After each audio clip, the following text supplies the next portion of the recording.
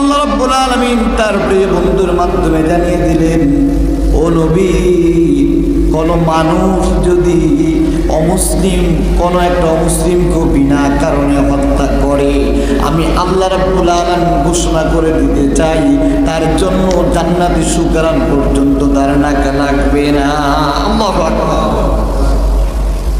কোন একটা মানুষ একটা অমুসলিমকে হত্যা করেছে বিনা কারণে, আল্লাহ রাব্বুল আলামিন অর্ডার করেছেন তার জন্য জান্নাতের সুঘ্রাণও পাবে না। অথচ জান্নাতের সুঘ্রাণ 40 বছর রাস্তার দূরত্ব থেকে তার সুঘ্রাণ পাওয়া যায়। সুবহানাল্লাহ। কত বছর দূরত্ব রাস্তা? 40 বছর।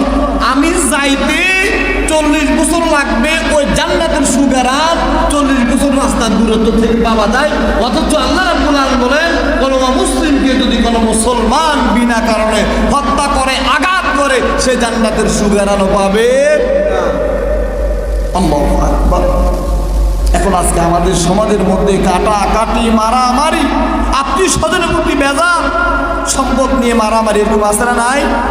সম্মানে আঘাত করানোওয়ালা মানুষ আছে না নাই?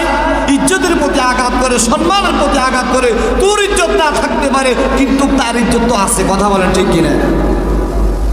তুই বেজ্জতিওয়ালা হইতে পারস, কিন্তু সে তো একজন ইজ্জতওয়ালা। এই জন্য আল্লাহ রাব্বুল আলামিন বলেছেন, তোমরা মানুষের প্রতি সদাচরণ করো, মানুষের অন্তরে আঘাত দিবা না, মানুষের মনে কষ্ট দিবা না, কারণ মানুষের মনে কষ্ট দেওয়া আমার আল্লাহ পছন্দ করে না। মানুষের মনে আঘাত করা, মানুষের মনে কষ্ট দেওয়া, মানুষদেরকে ঘৃণা করা, মানুষদেরকে ছোট চোখে দেখা আমার আল্লাহ পছন্দ করেন। আল্লাহ রাব্বুল আলামিন বলে, বান্দা, আমি ইচ্ছা করলে তোর জাগাত আমি আমার এই বান্দাটাকে ধনী বানাতে পারতাম, কিন্তু আমি আল্লাহ তা করি নাই। তোকে আমি সম্মানিত করেছি, তোকে আমি সম্মানিত করেছি, যার কারণ তুই মানুষের প্রতি ইহসান করবি।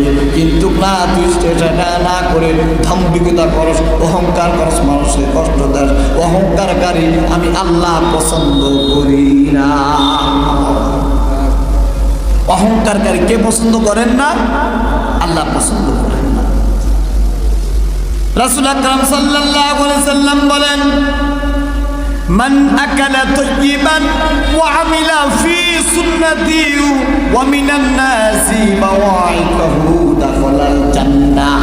যদি কোনো ব্যক্তি হালাল খাদ্য বর্জন করে, হালাল খাদ্য খেয়ে আমার রাসূলের আনুগত্য করবে, আমার আল্লাহর হুকুম মতন জীবন পরিচালনা করবে, তার নিজের দ্বারা কোনো মানুষকে কষ্ট দিবে না, কোনো মানুষের সম্মানে আঘাত দিবে না, কোনো মানুষের নিজের আচরণকারে কোনো প্রতিবেশীকে আঘাত করবে না, নিজের কোনো আহাল পরিবারের প্রতি মন কষ্ট দিবে না, আমি আল্লাহ রাব্বুল আলামিন ঘোষণা করে দিয়েছি, ওই ব্যক্তির জন্য আমার জান্নাত ওয়াজিব হয়ে যায়। সুবহানাল্লাহ। আল্লাহ রাব্বুল আলামিন বলেন, আমার হুকুমের পরে, আমার রাসূলের আনুগত্যের পরে যদি তোমরা জান্নাত কামাই করতে চাও, তাহলে তোমার আহাল প্রতিবেশী, ভাই বেড়াদার, আত্মীয় স্বজন, তোমার প্রতিবেশী, তোমার অধীনস্থ লোক যারা রয়েছে, তাদের সাথে সুন্দর আচরণ করো, তোমার জন্য আল্লাহর জান্নাত অটোমেটিকলি মিলে যাবে। সুবহানাল্লাহ।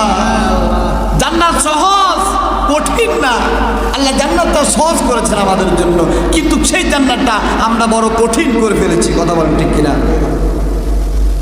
এখন আমাদের সমাজে দেখেন, ভাইয়ের মধ্যে মারামারি, ভাই সম্মানে আঘাত, বাপ ছেলে কাটাকাটি, বাপ ছেলের প্রতি একজনের প্রতি আঘাত করে, একজন প্রতিবেশীর পরে আঘাত করে। আমার বাড়ির লেফটিনের মহিলার লাইন তার ঘরের সামনে, আমার বাড়ির গরুর ঘরের ফাইভের লাইন তার ঘরের সামনে, এইভাবে নানা রকম ভাবে আমরা যেভাবে মানুষদের কষ্ট দিই, আমার আল্লাহ রাব্বুল আলামিন বলেন, যে পর্যন্ত আমার ওই বান্দা মাফ না করবে, আমি আল্লাহ রাব্বুল আলামিন তাকে ক্ষমা করব না।